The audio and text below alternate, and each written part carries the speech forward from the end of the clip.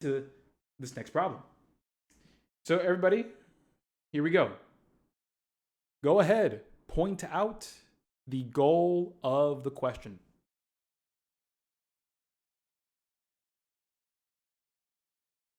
Yeah, that big word that we might want to, really pay attention to is going to be distance. Absolutely. But then when we put it all together, what is the distance around the edge of the plaza? That makes us think what again when it comes to circles? Yeah, circumference all day. Circumference all day. So once we understand that, what we're going to do now is we're going to say, well, there's two formulas I can use. We can say that we have 2 pi r, or we can use pi times d. So let's read here. Oh man, in this problem, I'm looking at this and I'm thinking, I don't see the word radius or diameter given to me. I don't see the explicit word being thrown my way. This is a moment where, again, very common for a lot of folks to feel a little closed off, a little anxious about not having it really given to you. But stay calm, cool, and collected. Read through one sentence at a time. A circular plaza is designed such that a straight path goes directly across its center. Again, straight path goes directly across its center. Let me go ahead and draw a little circle. And let's say it has a straight path that goes directly across the center. Everybody, by definition, what is that called? If you go from one edge of the circle to the other, going through the center, yeah, that's diameter all day long. So now that we know we are given the diameter and it measures 30 meters, we can be pretty happy. We have diameter equals 30, again, going all the way through. And we can say with confidence that we should use this formula here. Why again? Because again, it uses the diameter. This one uses radius. This is the right one. They're both the same formula. But let's use this one. Circumference equals pi times 30.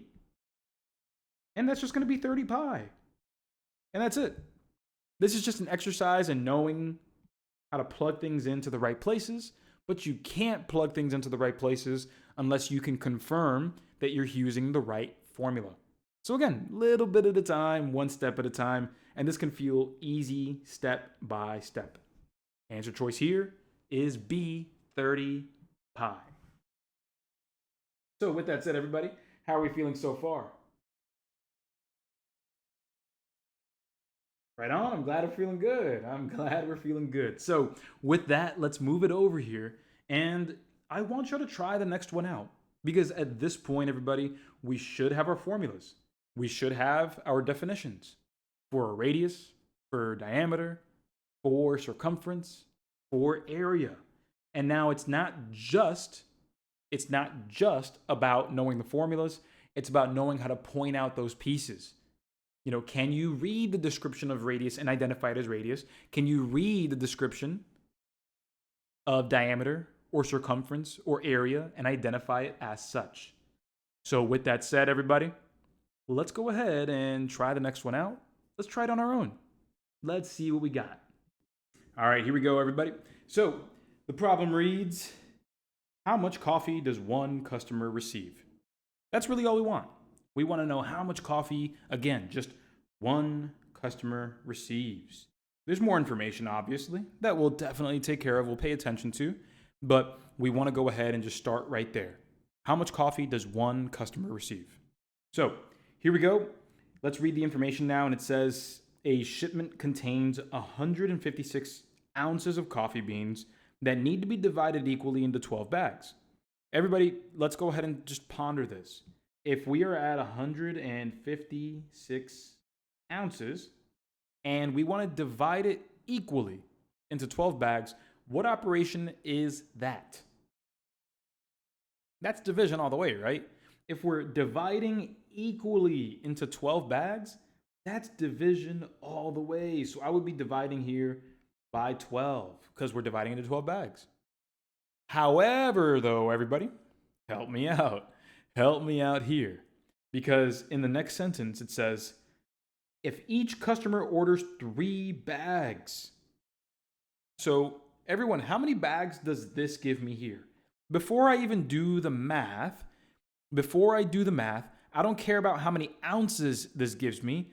I want you to tell me how many bags that would represent. Let's see who knows. How many bags does this represent when I divide by 12? It just represents 1 bag. It represents just 1 bag. You could have gotten 13 as the answer when you divided, sure, because 156 divided by 12 is absolutely going to be 13, but that is only going to mean 13 ounces per bag. So only 13 ounces in 1 bag. Everyone, how many bags does each customer get? Each customer ends up getting 3.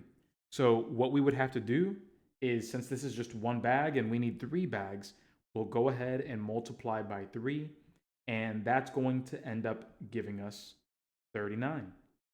So we now have 39 total ounces. And again, this is 3 bags, which is 1 customer. Again, right over here, this is the important part. Each customer receives 3 bags. 3 bags is accounted for. So this is the answer. And we see that A is 39 ounces. And if we're writing this in the proper way, I won't ding you for this one here, everybody. But if you write this in the proper way and divide by 16 ounces, because again, 1 pound equals 16 ounces. If we go ahead and divide by the 16, we end up getting the following. We end up getting 2 pounds because 16 goes into 39 twice. And once we subtract the 32 ounces, we end up getting 7 left over, which would be the 7 remaining ounces. So again, the correct answers here are answer choices A, and at the same time, answer choice D is satisfactory because once you convert your 39 ounces into pounds and ounces, we'll end up getting 2 pounds and 7 ounces. And there we are, everybody. So for the sake of taking this to a standardized test, I guarantee you that only one of these answers will be available.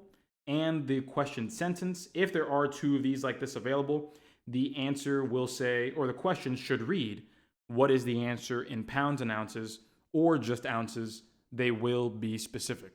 But nonetheless, answers A and D represent the same exact answer.